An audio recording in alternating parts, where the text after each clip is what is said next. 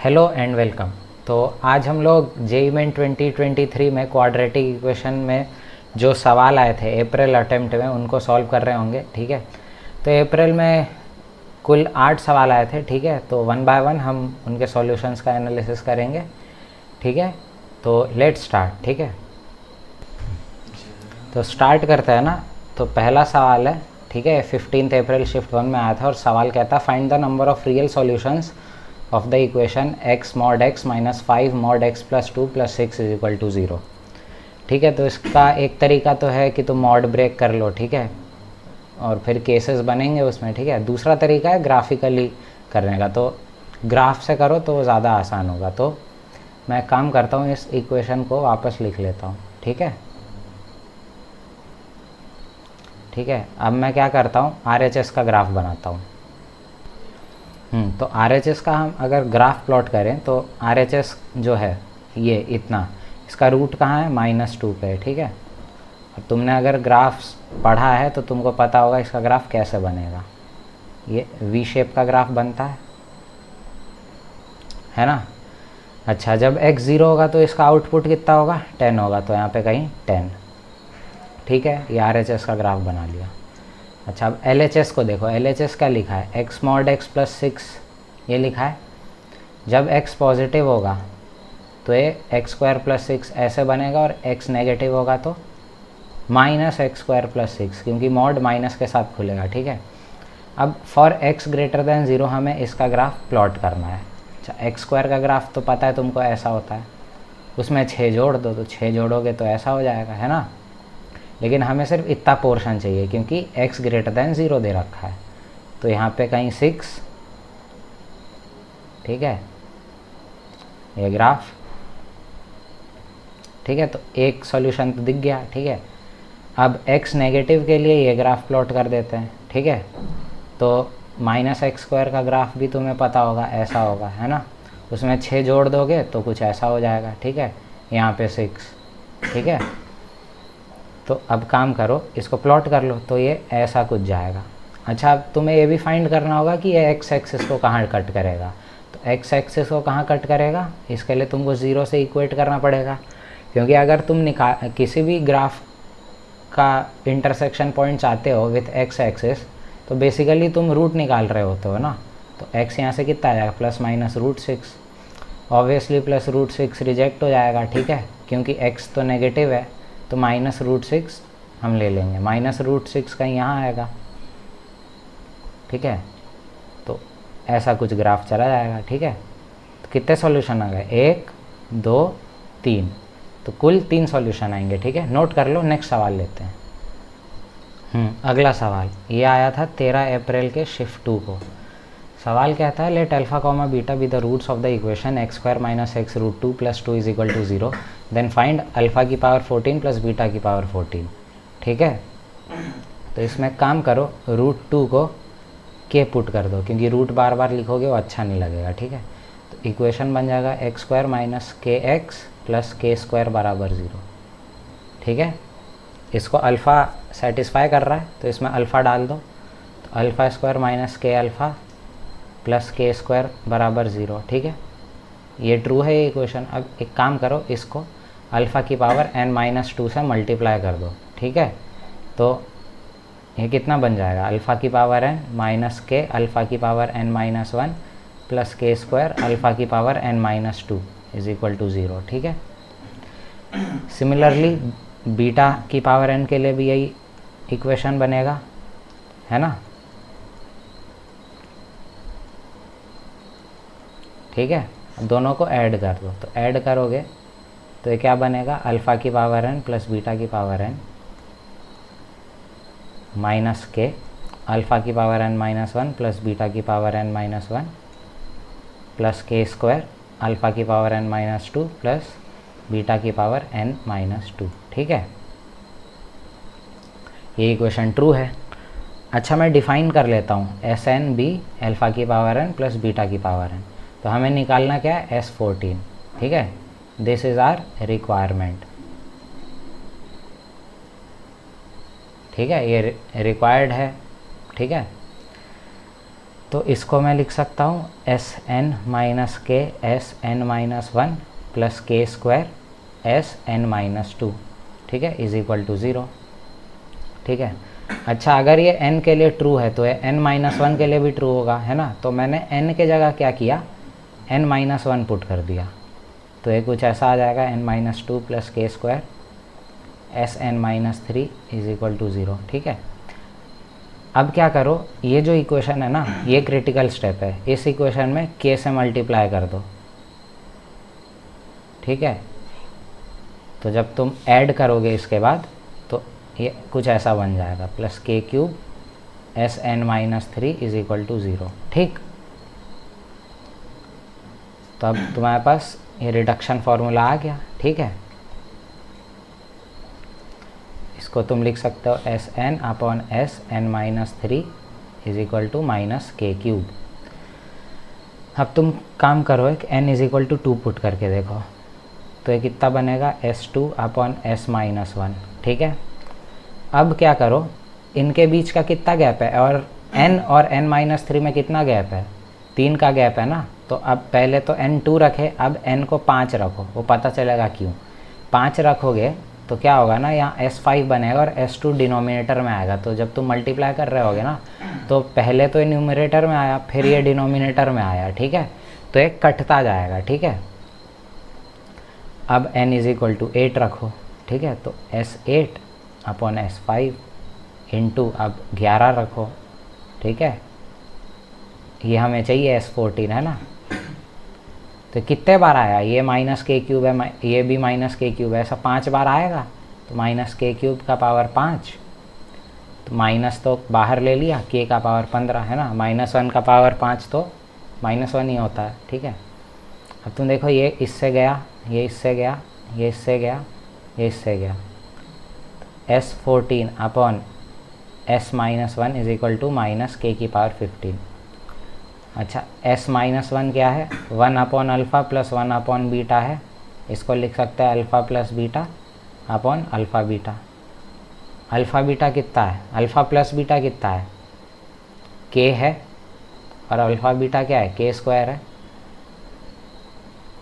ठीक है। तो इसको मैं लिख सकता हूँ ना, अल्फ़ा प्लस बीटा तो k है और ये k स्क्वायर है ना। तो 1/k आ गया, पुट कर दो इस इक्वेशन में। तो S14 upon 1/k is equal to minus k की पावर 15।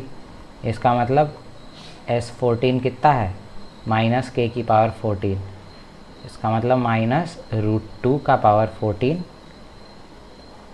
इसका मतलब S14 is equal to minus 2 की पावर 7, मतलब माइनस 128, ठीक है। नोट कर लो, इसका दूसरा सॉल्यूशन देखेंगे जो कि कॉम्प्लेक्स नंबर से होगा, ठीक है, नोट कर लो। तो इसका दूसरा सॉल्यूशन देखो, ठीक है। मैं क्या करता हूँ ना, अल्फ़ा कॉमा बीटा निकाल ही लेता हूँ। तो ये कितना होगा, माइनस बी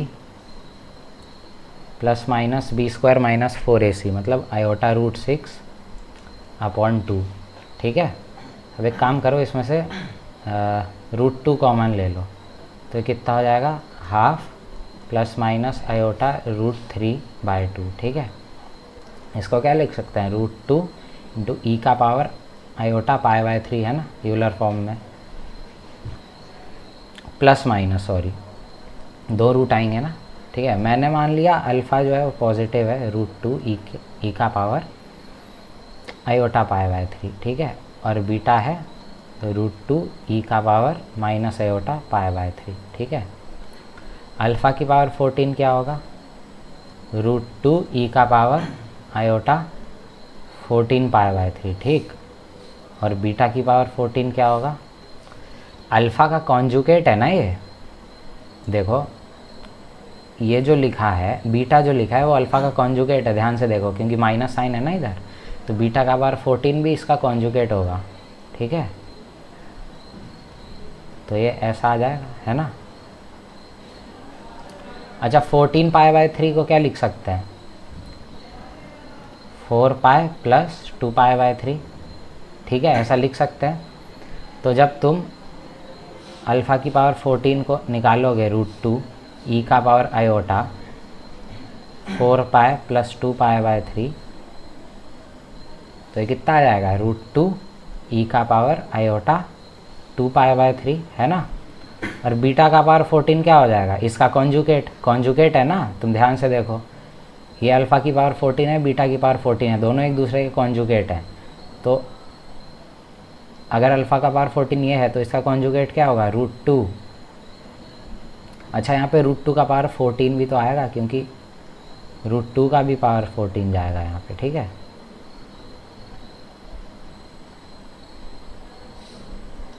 ठीक है, तो ये 14 हो गया, ई का power iota minus 2 pi by 3, है ना।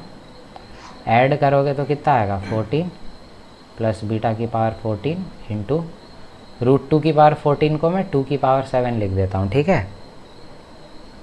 ये हो जाएगा ई का power iota 2 pi by 3 plus e का power minus iota 2 pi by 3, ठीक है। अच्छा, तुमको पता होगा ई का पावर आई थीटा क्या होता है, cos theta plus iota sine theta होता है। और ई का पावर माइनस आयोटा थीटा क्या होता है, cos theta minus iota sine theta होता है। दोनों को जब तुम ऐड कर दोगे तो ये कितना बन जाएगा 2 कॉस थीटा बन जाएगा।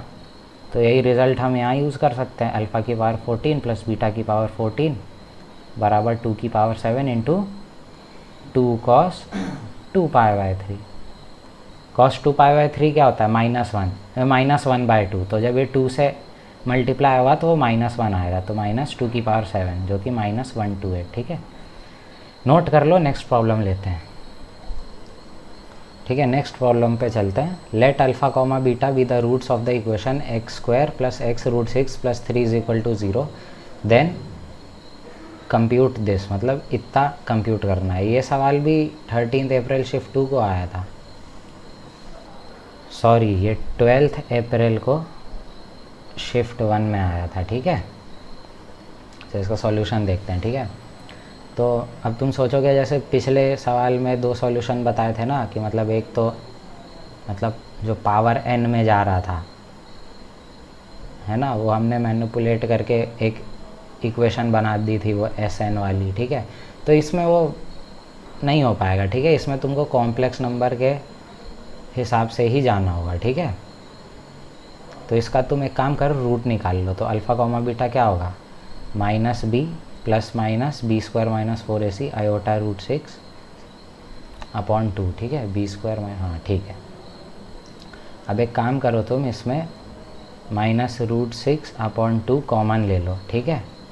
तो कितना आ जाएगा 1 प्लस माइनस आयोटा, ठीक है। अब इसमें √2 से ऊपर नीचे मल्टीप्लाई कर दो, ठीक है। तो ये कितना बन जाएगा -√6/2 इंटू √2, ठीक है, into 1/√2 plus minus iota by √2, ठीक है। ये तो कितना आ जाएगा अल्फ़ा कॉमा बीटा आ जाएगा -√3, इसको मैं यूलर फॉर्म में लिख देता हूँ फिर से, ई का पावर आयोटा प्लस माइनस π/4, है ना। अल्फ़ा को मैं पॉजिटिव वाला मान लेता हूँ, आयोटा π/4, और बीटा क्या है, बीटा जो है यहाँ पे नेगेटिव साइन के साथ आएगा, मतलब अल्फ़ा का कॉन्जुगेट, मतलब -√3 ई का पावर आयोटा माइनस π/4, ठीक है। अच्छा, अब ध्यान से देखना, अल्फ़ा की पावर 14 क्या है, -√3 ई की पावर डायरेक्ट लिख दूँ यहाँ पे, इसका पावर 14 आएगा, ई का पावर 14 π/4 मतलब 7 π/2, ठीक है। और बीटा का पावर 14 कितना आएगा, -√3 का पावर 14 इंटू ई का पावर इसका कॉन्जुगेट। अरे अगर अल्फ़ा और बीटा एक दूसरे के कॉन्जुगेट है तो उनकी जो तुम पावर कर दोगे 14 तो वो भी एक दूसरे के कॉन्जुगेट ही होंगे ना। या तुम यहाँ भी पावर चढ़ा के देख सकते हो 14, तो वो -7 π/2 आएगा, ठीक है। दोनों को ऐड कर दो, ठीक है, अल्फ़ा की पावर 14 प्लस बीटा की पावर 14, ठीक है, -√3 14, ठीक है। अब मैंने -√3 की पावर 14 कॉमन आ जाएगा। अब मैंने बता रखा है तुमको कि ई का पावर आई थीटा है ये थीटा, और ई का पावर आई माइनस थीटा, दोनों को ऐड करोगे तो कितना आएगा 2 cos 7 π/2। अब ये ऑड मल्टीपल ऑफ π/2 है तो ये तो ज़ीरो हो गया, ठीक है। अच्छा, अब तुम खुद सोचो, जब हम पावर 10 करेंगे तो यहाँ पे ऐसा आएगा ना, ये तो पावर 10 हो जाएगा, ई का पावर आयोटा 5 π/2 हो जाएगा, ठीक है। और बीटा का पावर 10 भी जब तुम करोगे तो -√3 का पावर 10 और ई का पावर आयोटा -5/2 5 π/2, दोनों को ऐड करोगे तो फिर से एक फैक्टर आएगा 2 × cos 5 π/2, again odd multiple of π/2, तो ये भी ज़ीरो हो जाएगा। इसका मतलब अल्फ़ा की पावर 10 प्लस बीटा की पावर 10 भी ज़ीरो हो जाएगा, ठीक है। तो ये ज़ीरो हो गया, इसको हटा देते हैं, ये भी ज़ीरो हो गया, इसको भी हटा देते हैं, ठीक है। तो बेसिकली हमको बस इतना ही चाहिए, ठीक है, ठीक है। तो अब इसको निकालते हैं, तो ये भी आसान है, ठीक है।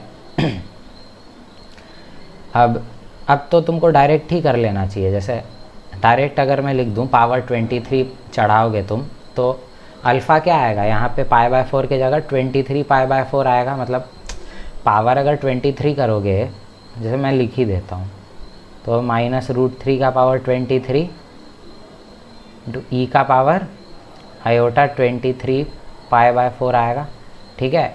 और बीटा का पावर 23 इसका कॉन्जुगेट है ना, दोनों को जब तुम ऐड करोगे तो कितना आएगा, डायरेक्ट ही मैं लिख देता हूँ, अल्फ़ा की पावर 23 प्लस बीटा की पावर 23 कितना आएगा, -√3 तो कॉमन आ गया, इसकी पावर 23 इंटू 2 cos, यही एंगल है ना 23 π/4 है ना। अब 23 π/4 को क्या लिखा जा सकता है,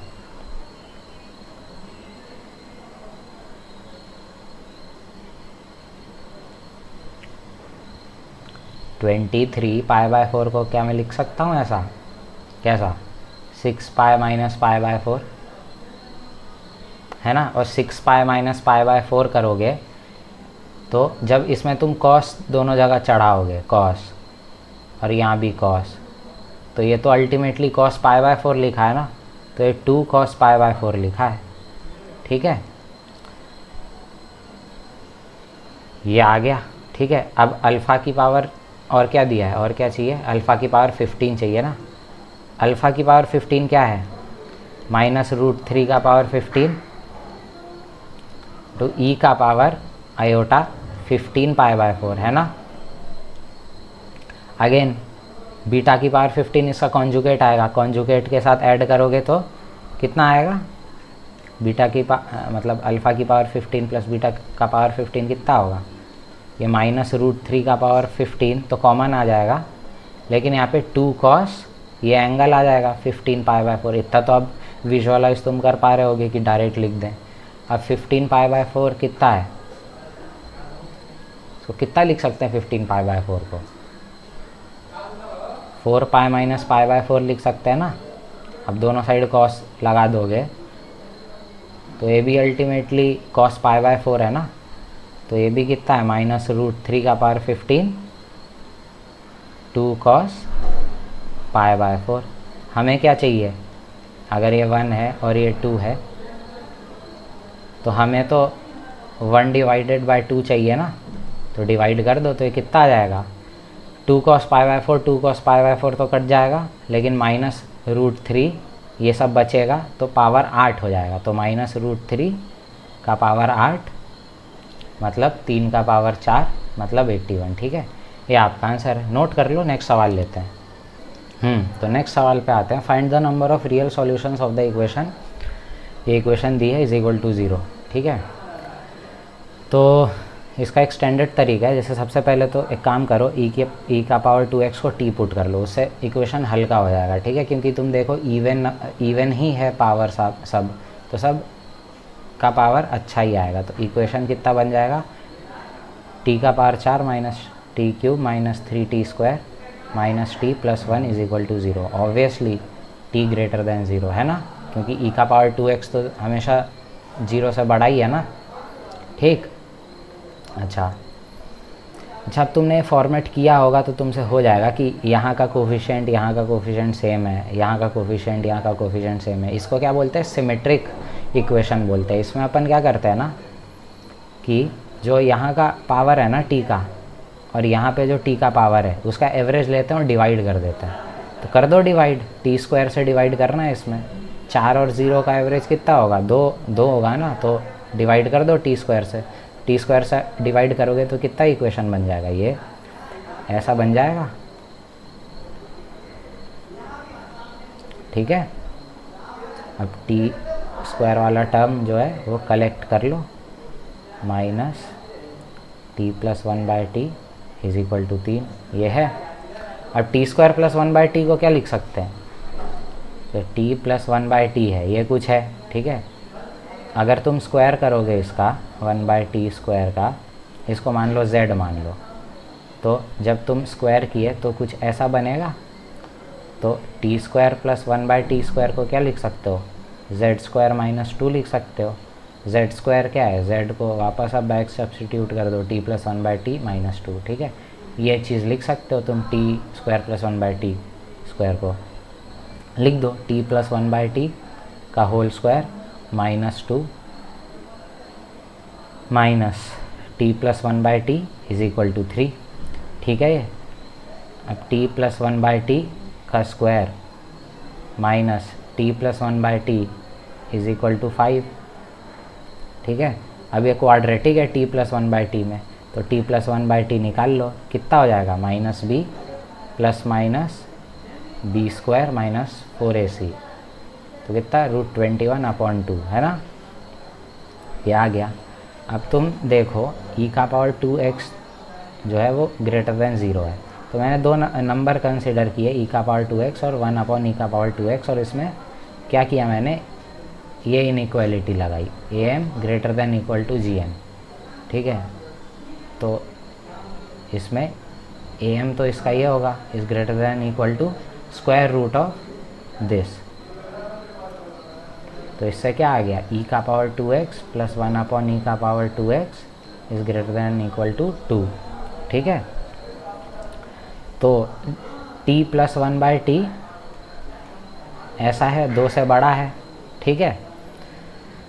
अब ये 2 से बड़ा है तो इसका एक रूट देखो, एक रूट 1 माइनस √21/2 है, ठीक है। ये तो रिजेक्ट हो जाएगा क्योंकि ये नेगेटिव क्वांटिटी है, ठीक है। और e का पावर 2x प्लस 1/e का पावर 2x तो कभी नेगेटिव हो ही नहीं सकता, ठीक है। तो ये सॉल्यूशन रिजेक्ट हो जाएगा। ये वाला जो सॉल्यूशन है ये एक्सेप्ट हो जाएगा, क्योंकि ये पॉजिटिव भी है और 2 से बड़ा भी है। देखो 2 से बड़ा है क्योंकि √21 को अगर तुम 4 भी मान लोगे तो 4 से थोड़ा बड़ा ही होता है, लेकिन 4 भी मान लिए तो उसमें 1 जोड़ोगे तो 5 आएगा, बटा 2 करोगे तो 2.5 हो जाएगा, ठीक है। तो ये जो है सॉल्यूशन देगा, ठीक है। अब तुमने अगर x प्लस 1/x का ग्राफ पढ़ा है फॉर x ग्रेटर दैन 0, तो कुछ ऐसा बनता है ना, यहाँ पे 1 पे वैल्यू 2 आता है, ठीक है। तो वही तो फॉर्मेट है, x प्लस 1/x के जगह आज t प्लस 1/t है, वही फॉर्मेट तो है। और ये जो है ये 2.5 से बड़ा कुछ यहाँ पे वैल्यू होगा, ठीक है, 1 प्लस √21/2, ठीक है। तो जब तुम हॉरिजॉन्टल लाइन खींचोगे तो t का कितना वैल्यू आएगा? t का 2 वैल्यू आएगा, ठीक है। ये t एक्सिस है, ठीक है, x एक्सिस मत समझना, है t का ग्राफ बना रहे हैं ना, तो मैंने t एक्सिस मान लिया। तो t की कितनी वैल्यू आ गई? 2 वैल्यू आ गई, एक t1 आ गया और एक t2 आ गया, ठीक है। तो जब t is equal to t1 आया, मतलब e का power 2x is equal to t1 आया, और एक आया e का power 2x is equal to t2, ठीक है। और दोनों t जो है पॉजिटिव है, तो यहाँ से एक x मिलेगा, ठीक है। और यहाँ से भी, यहाँ से एक x मिलेगा x1, और यहाँ से भी दूसरा x मिलेगा x2। तो टोटल कितने सॉल्यूशन हो गए? 2 रियल सॉल्यूशंस, ठीक है। नोट कर लो, इसका दूसरा सॉल्यूशन देखते हैं। अच्छा, इसमें क्या है, नंबर ऑफ रियल सॉल्यूशन पूछा है ना, इसका मेथड 2 बता रहा हूँ मैं, ठीक है। तो पहला स्टेप तो वही है, इसको t मान लो, तो इक्वेशन क्या बनेगा? t का power 4 minus t cube minus 3t square minus T plus one is equal to zero, ठीक है। Obviously T is greater than zero, ठीक है। अच्छा, इसके रियल सॉल्यूशन फाइंड करना है ना, और टी पॉजिटिव है, तो बेसिकली अगर हमें रियल सॉल्यूशन फाइंड करने हैं तो अगर मैं इसका पॉजिटिव रूट ही फाइंड कर दूं तो बात बन जाएगी। अरे टी तो पॉजिटिव है ना, तो अगर तुम चाह रहे हो इसका रूट निकालना, तो अगर इसका जो भी तुम रूट निकालोगे तो पॉजिटिव रूट होना चाहिए ना, क्योंकि टी पॉजिटिव है। तो अगर इस इक्वेशन का मैं पॉजिटिव रूट ही निकाल लूँ तो बात बन जाएगी, जितने पॉजिटिव रूट उतना क्या, उतने रियल सॉल्यूशन, ठीक है।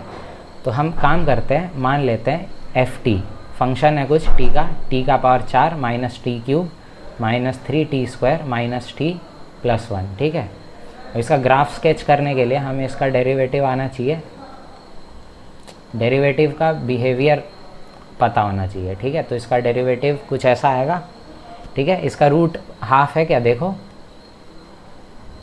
नहीं हाफ नहीं है, और -1/2 भी नहीं आएगा, तो इसका डेरिवेटिव देख के हम इस पर कमेंट नहीं कर सकते, तो हम f"t देखते हैं, ठीक है। तो f"t कितना आ जाएगा, कुछ ऐसा आ जाएगा, 6 कॉमन ले लेता हूँ तो t-1 और तो 2t प्लस 1, ठीक है, डायरेक्ट लिख दिया, ठीक है, ये आ जाएगा।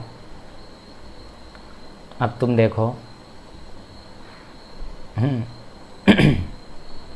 f"t का मैं ग्राफ बनाता हूँ, ठीक है। f"t का यहाँ पे कहीं -12 इसका रूट है और यहाँ पे 1 इसका रूट है, ठीक है। तो कुछ ऐसा ग्राफ बनेगा।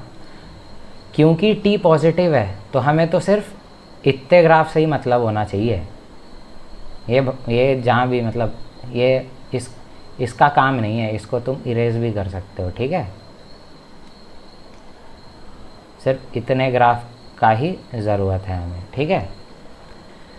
अच्छा, अब तुम गौर से देखो, f"t is less than 0 for all t इन 0 से 1, एग्री करते हो ना, देखो वो तो दिख ही रहा है। इसका मतलब अगर f"t नेगेटिव है, f"t किसका डेरिवेटिव होता है, f' का डेरिवेटिव होता है, तो f' का डेरिवेटिव नेगेटिव है, मतलब f'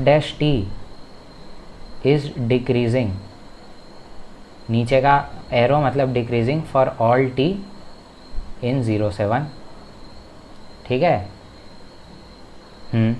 अब तुम ऐसा देख सकते हो, f' is positive for all t belonging to 1 से इन्फिनिटी, ठीक है। मतलब f' इज़ इंक्रीजिंग, ठीक है, ये पॉजिटिव है ना 1 से इन्फिनिटी में, देखो, is increasing for all t belonging to 1 से इन्फिनिटी, ठीक। तो अब मैं क्या करता हूँ, f' का ग्राफ स्केच करने का कोशिश करता हूँ। तो f' का ग्राफ देखो, 0 पे कितना f' -1 है, देखो इसमें 0 पुट करो तो -1 आएगा, ठीक है।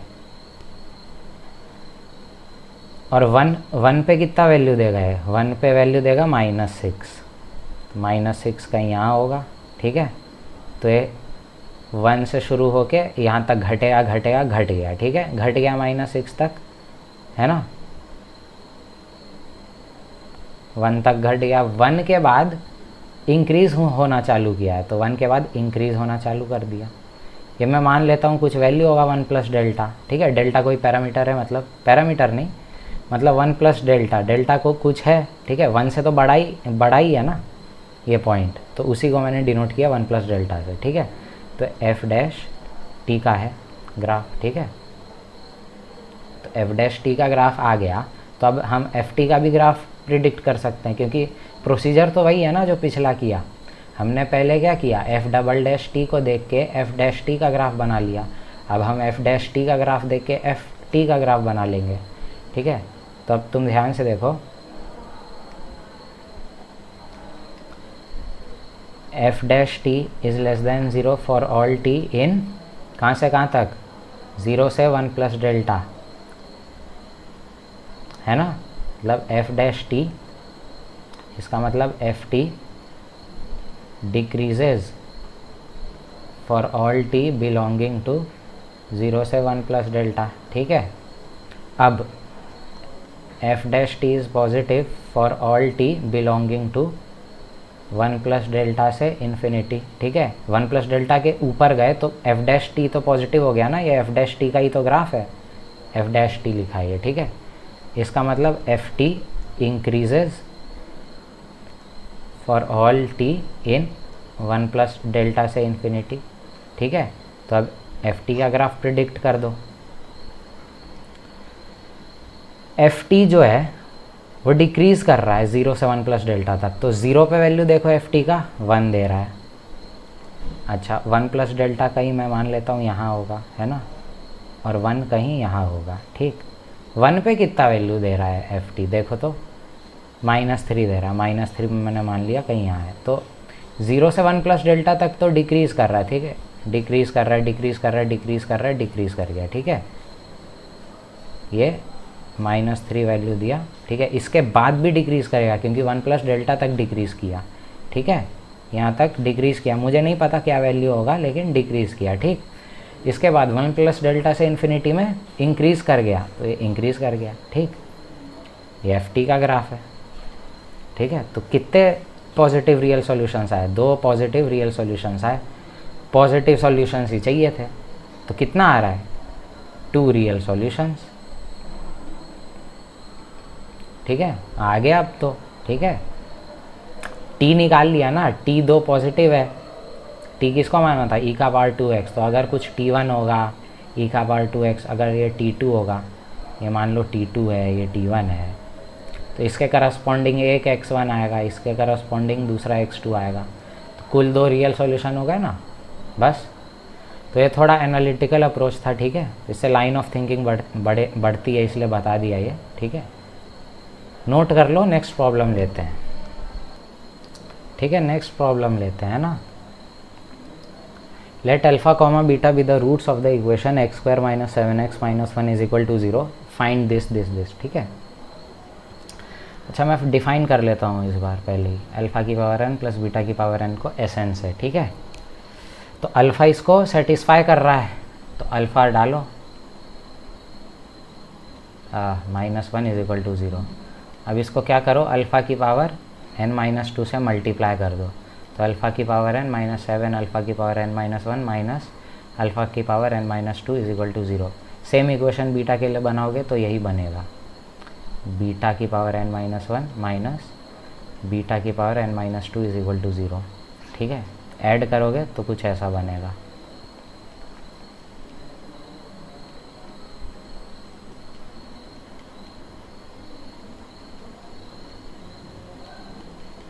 ठीक है। ये क्या लिखा है, Sn-7 Sn-1 माइनस Sn-2, ठीक है। ये सब करने की ज़रूरत नहीं है, ठीक है। ये जो यहाँ से लेकर यहाँ तक किया ना, तुम इक्वेशन देख के डायरेक्ट ये लिख सकते हो। कैसे, एक्स स्क्वायर को हटा के Sn कर दो, अब एक्स स्क्वायर के बाद x की 1 डिग्री कम कर दी तो x बन गया, तो यहाँ पे भी 1 कम कर दो n-1, और यहाँ पे डिग्री कितनी कम है x की, 0 है ना, 2 से 0 हो गया, तो यहाँ पे अगर n था तो n-2 कर दो, ठीक है। तो तुम डायरेक्टली ही इस चीज़ को लिख सकते हो। तो ये इक्वेशन आ गया, ठीक है।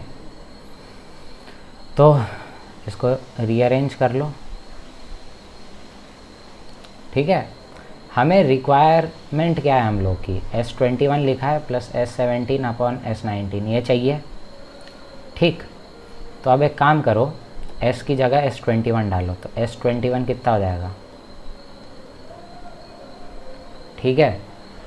S21 काम का टर्म है, S19 काम का टर्म है, क्योंकि ये दोनों यहाँ पे मौजूद है, ठीक है। लेकिन S20 काम का नहीं है, ठीक है। तो हम ट्राई करेंगे S20 को उड़ाने का, ठीक है। तो S20 n के जगह 20 रखो, ठीक है। हम रेड्यूस कर रहे हैं इक्वेशन को और कुछ नहीं। अच्छा, ऊपर वाली इक्वेशन में जब S20 रखोगे तो S19 का टर्म तो बन जाएगा, लेकिन एक S18 भी बन जाएगा जो कि हमें नहीं चाहिए, तो S18 भी उड़ाना पड़ेगा, ठीक है। तो S18 उड़ाने के लिए n को 19 रख दो, तो 19 रखोगे तो 7S18 प्लस S17, ठीक है। अब ख़त्म है सवाल, ठीक है। पहली इक्वेशन लिया मैं, ठीक है। तो S21 is equal to 7, S20 की जगह मैं क्या करता हूँ, ये वैल्यू पुट करता हूँ 7S19 प्लस, अब S18 आता, S18 को मैं यहाँ से लिख रहा हूँ तो मैं डायरेक्ट लिख देता हूँ, ठीक है, ये S18 लिखा है, ठीक है, प्लस S19, ठीक है। तो ये आ जाएगा S21 बराबर 7749 प्लस 1 प्लस 1 51 S19, ठीक है, माइनस S17, तो इससे हो जाएगा S21 plus S17 upon S19 is equal to 51, ठीक है। तो 51 इसका आंसर है, ठीक है, नोट कर लो, नेक्स्ट प्रॉब्लम लेंगे। नेक्स्ट सवाल पे आते हैं। Let m and n be the number of real solution of the equation x square minus 12x plus box x greatest integer function है plus 31 is equal to 0 and x square minus 5 into mod x plus 2 minus 4 is equal to 0 respectively, where box x denotes GIF, ठीक है, then find this, ठीक है। तो हमें basically दोनों equation के number of solutions find करने हैं, ठीक है। तो ठीक ठाक सवाल है, ठीक है। तो इसमें काम करो, इतना तो तुम्हें पता है ना कि x को लिख सकते हैं integral of x plus fractional part of x, है ना, ठीक है। तो पहली इक्वेशन लो तुम, पहली इक्वेशन में ये लिखा है, अब बॉक्स x है ना, उसको यहाँ से सब्सटीट्यूट करो, तो x माइनस दिस, ठीक है, बॉक्स x लिख दिया प्लस 31 इज इक्वल टू 0, तो इसको वापस लिखो plus 31 is equal to this, rearrange किया है बस। ये तो तुम्हें पता होना चाहिए कि जो फ्रैक्शनल पार्ट है वो कहाँ से कहाँ लाया करता है, 0 से 1 के बीच में, ठीक है। तो बस वही कंडीशन सेटिस्फाई करा दो, है ना। इस क्वाड्रेटिक का डिस्क्रिमिनेंट देखो, 121 माइनस 124 माइनस 3 पॉजिटिव नेगेटिव, इसका मतलब ये जो क्वाड्रेटिक है हमेशा ग्रेटर देन 0 होगा, तो यहाँ से तो x बिलोंग टू r आ जाएगा सॉल्यूशन। ये सॉल्व करो राइट हैंड साइड वाला, तो कितना आएगा, x square minus 11x plus 30 is less than 0, मतलब x minus 5 into x minus 6 is less than 0, इसका मतलब x बिलोंगिंग टू 5 से 6। तो जो भी अगर सॉल्यूशन एग्जिस्ट किया इस इक्वेशन का, जो ऊपर वाली इक्वेशन है, मतलब इसका अगर सॉल्यूशन एग्जिस्ट किया ना, तो वो 5 से 6 के बीच में ही होगा x का वैल्यू, ठीक है। तो वो हम कैसे फाइंड करें कि क्या होगा, काम करो, वापस इस इक्वेशन को लिखो, एक्स स्क्वायर माइनस 12x, अच्छा मैं मान के चल रहा हूँ कि सॉल्यूशन एग्जिस्ट कर रहा है, तो बॉक्स x का वैल्यू कितना होगा 5 से 6 के बीच में, 5 होगा ना, तो 5 ऐड करो तो कितना आ जाएगा 36 इज इक्वल टू 0। सिंपली यही चीज़ तो लिखा है ये, ठीक है। तो x तो 6 आ गया, लेकिन ये तो कॉन्ट्राडिक्शन है ना, हमने क्या मान के किया कि x का वैल्यू 5 और 6 के बीच में होगा, लेकिन ये तो एग्जैक्ट 6 आ गया, ये तो दोनों तो है ही नहीं ना सेम सेट में, ठीक है। तो इसका क्या मतलब है, पहली इक्वेशन का कोई सॉल्यूशन ही नहीं होगा, x बिलोंग टू 5 हो जाएगा, ठीक है। अच्छा अब सेकेंड इक्वेशन लेते हैं। सेकेंड इक्वेशन क्या है, x square minus 5 mod x plus 2 minus 4 is equal to 0, ठीक है। इसमें केस बनाने पड़ेंगे, x जब लेस देन और इक्वल टू -2 होगा, तो मॉड कैसे खुलेगा इस केस में, नेगेटिव साइन के साथ, तो नेगेटिव के साथ मॉड खुलेगा तो वो बाहर पॉजिटिव क्रिएट कर देगा, ठीक है, 5 के बगल में, ठीक है, -4 इज इक्वल टू 0, ठीक है। तो x square plus 5x plus 6 is equal to 0, तो ये हो जाएगा x प्लस 2 और x plus 3 is equal to 0। तो यहाँ से सॉल्यूशन आ गया x माइनस 2 और -3। अब ये दोनों x की वैल्यू जो है एक्सेप्टेबल है, क्योंकि हमने ये मान के किया ये सॉल्व, और ये दो सॉल्यूशन इस इंटरवल में है, ठीक है।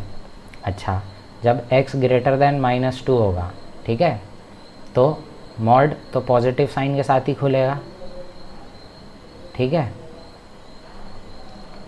सॉल्व कर लो अब, तो कुछ भी नहीं है अब सवाल में, ठीक है। तो हो जाएगा x minus 7 two x plus 2, ठीक है, -7। तो यहाँ से क्या आ गया, x तो एक 7 आ गया और एक -2 आ गया। -2 रिजेक्ट हो जाएगा, सॉरी x माइनस, यहाँ पे x इज इक्वल टू -2 तो यहाँ पे ले लिया ना, अब यहाँ नहीं ले सकते, ठीक है। तो यहाँ पे x ग्रेटर देन -2 होगा, ठीक है, मॉड पॉजिटिव खुलेगा, ऐसा ऐसा आएगा। अब -2 रिजेक्ट हो जाएगा, क्यों? क्योंकि ये इस इंटरवल में लाई नहीं कर रहा है। तो मैं कह रहा था कि x जो है -2 रिजेक्ट हो जाएगा क्योंकि ये इस इंटरवल में नहीं है, लेकिन x is equal to 7 except हो जाएगा। तो कुल कितने सॉल्यूशन आए? 3 रियल सॉल्यूशंस। इसका क्या मतलब है, n तो 3 आ गया, लेकिन m जो पहली इक्वेशन थी उससे तो सॉल्यूशन आया नहीं, तो वो तो 0। तो m² plus mn plus n² कितना आ जाएगा, 0 प्लस 0 प्लस 3², 9। तो इसका आंसर 9 हो जाएगा, ठीक है। नोट कर लो, नेक्स्ट सवाल लेते हैं। तो नेक्स्ट प्रॉब्लम पे आते हैं, ठीक है। तो ये प्रॉब्लम आया था 8 अप्रैल शिफ्ट 1 में। Let alpha comma beta comma gamma be the roots of equation this, if beta gamma is equal to 1 is equal to minus alpha then find this, ठीक है। तो ठीक ठाक प्रॉब्लम है, ठीक है। तो अल्फा दिया है -1, ठीक है, बीटा गामा दे रखा है 1, ठीक है। अब देखो x² का टर्म मिसिंग है, मतलब alpha plus beta plus gamma 0 है, ठीक है। अल्फ़ा -1 दिया है, मतलब बीटा प्लस गामा कितना है, 1 है। तो मैं एक ऐसा क्वाड्रेटिक बना लेता हूँ QX जिसके रूट्स क्या क्या हैं, बीटा और गामा।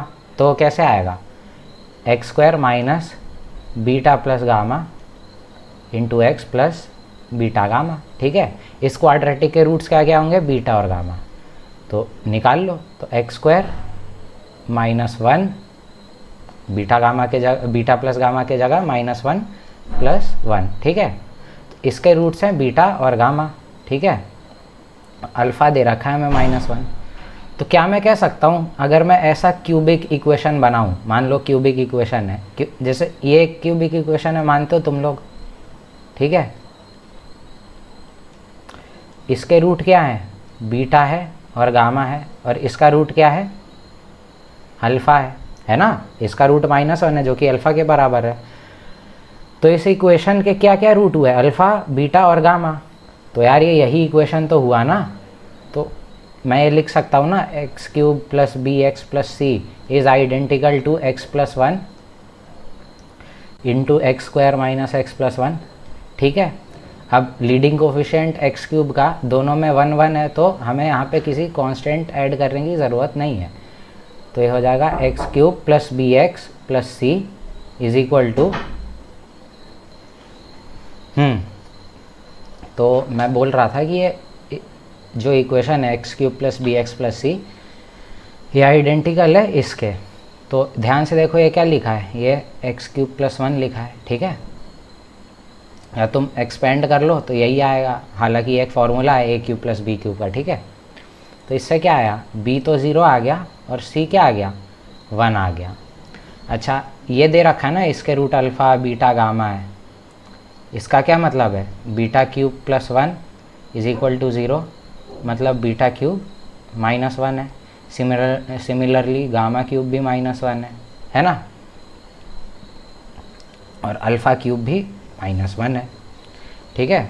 तो अब इसमें वैल्यू पुट कर दो, b³ कितना है, 0 है, प्लस 2c³ 2 -3 -1 -6 -1 -8 -1, ठीक है। इतनी वैल्यू चाहिए। तो ये कितना आ जाएगा, 2 3 5 5 14 19, तो 19 इसका आंसर है, ठीक है। नोट कर लो, नेक्स्ट सवाल लेते हैं, ठीक है। नेक्स्ट सवाल पे आते हैं और ये आखिरी सवाल है, ठीक है, अप्रैल अटेम्प्ट में जो आया था। तो ये आया था 6 अप्रैल शिफ्ट 1 में, और सवाल कहता है तो सवाल कहता है कि find the sum of all roots of the equation x² minus 8x plus 15 का मॉड माइनस 2x प्लस 7। तो इसको मैं रीअरेंज कर लेता हूँ। तो एक तरह से ये लिखा है, ठीक है। अभी अच्छे से फैक्टराइज भी हो रहा है, ठीक है। इसके हमें रूट्स चाहिए, ठीक है। तो मैं एक काम करता हूँ, LHS और RHS का ग्राफ बनाता हूँ। तो 3 कहीं यहाँ होगा और 5 कहीं यहाँ होगा, ठीक। तो अब इस LHS का ग्राफ कैसा होगा? अगर तुमने ग्राफ्स पढ़ा है फंक्शंस चैप्टर का तो ये तुमसे बन जाना चाहिए था ये प्रॉब्लम, ठीक है। ये ग्राफ बन जाना चाहिए था अगर तुमने फंक्शंस पढ़ा है तो, ठीक है। ये LHS का ग्राफ हो गया। RHS का ग्राफ कितना होगा? जब x = 0 है तब ये -7 है, और ये x एक्सिस को कब कट करेगा? एट x = 7/2, ठीक। 7/2 का यहाँ आएगा, ठीक है। तो अब ड्रॉ कर लो इसको, ठीक है।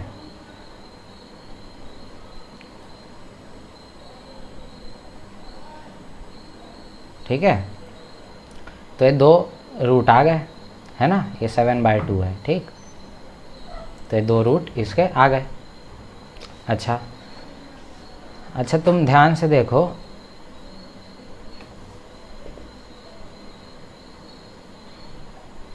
ये जो ग्राफ है, जो इतना सा है पोर्शन, ये किसका ब्रांच है? मतलब ये किसका ग्राफ है? एक तरह से इसी का तो ब्रांच है, x - 3 × x - 5 का, है ना। इसी का तो ग्राफ है ये। और इस ग्राफ को हम लोग को सॉल्व करना है 2x - 7 पे, ठीक। मतलब मेरे कहने का मतलब है, जैसे तुम अगर x - 3 × LHS का ये ग्राफ बनाओगे, ऐसा बनाओगे 3 और 5, ठीक है। जब तुम लाइन खींचोगे तो लाइन कुछ ऐसा जाएगा, ठीक है। अब ये जो रूट है और ये रूट आइडेंटिकल है ना, सेम ही तो है। तो जब तुम इन दोनों को सॉल्व करोगे तो कौन सा रूट डिजायर्ड है? जो बड़ा वाला रूट है। ये तो एक रूट आएगा x1, ये आएगा एक x2, लेकिन रिक्वायरमेंट किसकी है? x2 की है, जो बड़ा रूट है, क्योंकि ये रूट ही तो ये है। तो इसका बड़ा रूट निकाल लो, तो ये कितना हो जाएगा? x² - 10x + 22 = 0। हाँ, तो इसका बड़ा रूट निकाल लो। तो इसका बड़ा रूट कितना होगा? x, जो कि रिक्वायर्ड है, -b + -b² तो डायरेक्ट लिख देता हूँ मैं, 5 + √12 √3, ठीक है। हाँ, ये एक रूट आ गया। अब सिमिलरली तुम देखो, ये किस ग्राफ का ब्रांच है? ये इसका ब्रांच है ना, -(x - 3) और x - 5। तो अगर तुम ग्राफ बनाओगे इसका -(x - 3) और इंटू -(x - 3) इंटू x - 5 का ग्राफ बनाओगे तो ये कुछ ऐसा बनेगा। तुम जब लाइन खींचोगे, जो लाइन है 2x - 7, तो ये कुछ ऐसा जाएगा। अगेन ये जो रूट है और ये रूट आइडेंटिकल है, तो जब तुम लाइन को इसके साथ सॉल्व करोगे तो 2x आएंगे, एक x1 एक x2। रिक्वायर्ड कौन सा होगा? x2, जो बड़ा रूट होगा। तो अगेन जब तुम इस चीज़ को लाइन के साथ सॉल्व करोगे तो बड़ा रूट जो होगा ना, वही रिक्वायर्ड होगा, ठीक है। तो इसका बड़ा रूट निकाल लो, तो ये कितना हो जाएगा? वहाँ जाके x² + -8 + 8, तो ये x² - 6x, ठीक है, -15 वहाँ जाके +8, ठीक है।